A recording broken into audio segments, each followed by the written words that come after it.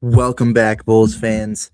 We have some new assistants to talk about the next few days, but today we're going to talk about Blake Ahearn. And I'm going to give some of his strengths, some of his weaknesses, a little bit of background into his coaching history. We're going to have a good day here. But first, I want to know, do you guys think Caleb is a future superstar? If you think so, hit that like and hype button down below. Now, Blake Ahearn is one of the three assistants that we signed yesterday. So we're going to talk about him today, another one tomorrow, and then the last one on Saturday. But today we're going to talk about Blake. Blake is 42. He has 7 years of NBA and G League coaching experience with some high school experience before that. His previous stop was in Memphis, with another stop with the Austin Spurs in the G League. Between the G League and the NBA, he has a 51% win percentage as an assistant.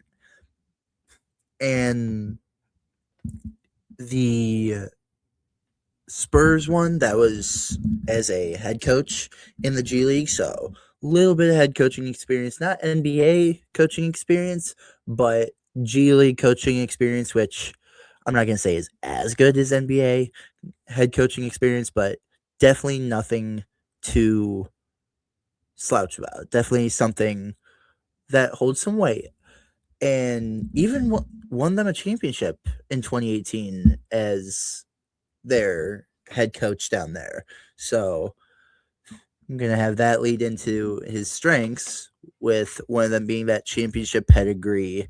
I know it's a G League championship, so it obviously doesn't hold the same weight, but one way or another, he knows how to coach a winning basketball team. He knows a winning basketball team in general because he also won a G League title as a player with the Santa Cruz Warriors, but knows how to win, been with good organizations. As I said, the Austin Spurs, part of the Spurs affiliate, obviously.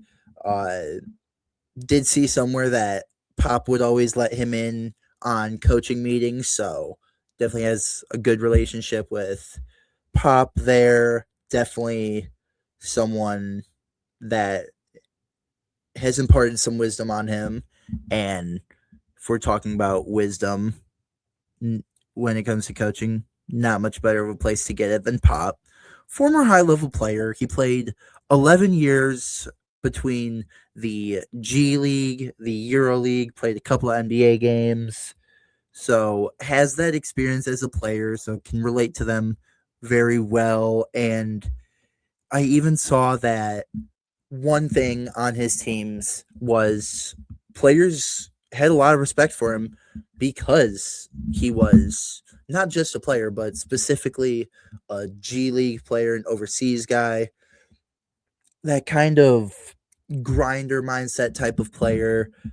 Uh, I saw some reports that he was putting up 1,500 shots a day and logging every shot of it, had journals about his workouts. So that kind of high level player mindset and career and experience definitely has led to locker rooms giving him a ton of respect for it. Another strength I see is he was an incredible shooter. And this kind of goes with the bottom one, the development heavy mindset, but incredible shooter. One of the best 3-point shooters in collegiate history, shot 46% from three for his career at Missouri State, as well as 94% from the free throw line, which is an NCAA record, as well as a 96% free throw percentage for the G League, which is the G League record. So, not just a skilled shooter, but one of the best at multiple levels of basketball that he played. And I mean, he holds a shooting record in a professional basketball league. I mean, literally doesn't get much better than that. And he has this offensive first, development heavy mindset that paired with him being such a good shooter, I think is just going to be so overly beneficial for this team, especially for the fact that the really the only concern I've I have and have been seeing with Caleb is his free throw shooting. So bringing in the all-time leader in free throw percentage for both D1 and the G League, I mean, Caleb's gonna be so scary, guys. He's truly gonna be so scary. It's gonna be so fun. I still can't believe we got him, but that mindset and that track record of like, yeah, I am one of the best shooters in multiple different levels is just proof that this was such a good hire for the guys that we have. Hopefully he can fix Dalen's shot too, as we know that's very needed right now. But as I always say, with strengths come weaknesses. His first weakness is limited experience as a go-to assistant. He wasn't really the lead assistant in Memphis. He was more just one of the bench coaches, one of the development coaches. So that is definitely something to look at. I mean, I don't know for sure if he was brought in to be the lead assistant here, but if he was, just something of not saying he can't do it, but he does have this limited experience as it. Another one was he stepped away from coaching. He hasn't coached anywhere the past 2 years. He coached the Grizzlies up until the 23-24 season, and after that season, he left coaching. He wanted to be with his family more, very family oriented man, but wanted to be around his family more, spend more time with them, didn't want to be on the road as much. So it's one of those where 2 years removed from coaching isn't bad by any means, but it's still one of those things of he hasn't done it in 2 years. Can he still hit the ground running like he did? I think he will, but not great. Honestly, these last ones go together. The not great at coaching defense and offensive bias, they kind of go hand in hand because it kind of can't coach defense well because he is biased towards offense. But he was not a defensive player in the slightest. He was a shooter. He was your Duncan Robinson. You had him on the team because he didn't miss shots. He was a high percentage shooter. And because of that, he's not really being brought on for defense. So, I mean, I know if we're not bringing him on for defense, it's not really the end of the world if he's not good at coaching defense, but it's still one of those where you want well-rounded coaches, but I digress.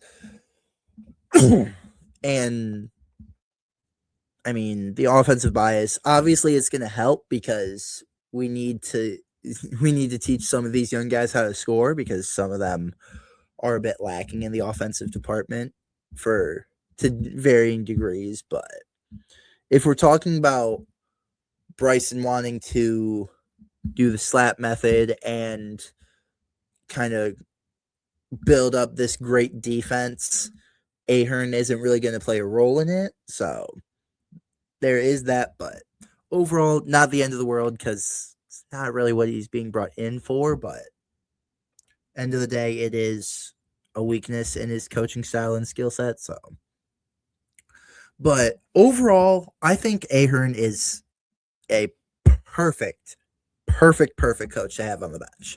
Like I said, 94% in college, 96% in the G League, and 46 from three in college. So, I mean, when we're talking about Caleb's free throw struggles and Dalen's overall shooting struggles, it really is hard to say there's not much more perfect of a coach out there to bring in than Blake Ahearn. I fully expect him to turnaround. Caleb's shooting struggles from the line. I'm not going to say he's going to make Dalen a knockdown shooter, but I definitely expect him to be able to fix Dalen's jumper a little bit, which when you haven't scored a jumper in 2 games, any amount of improvement is good improvement.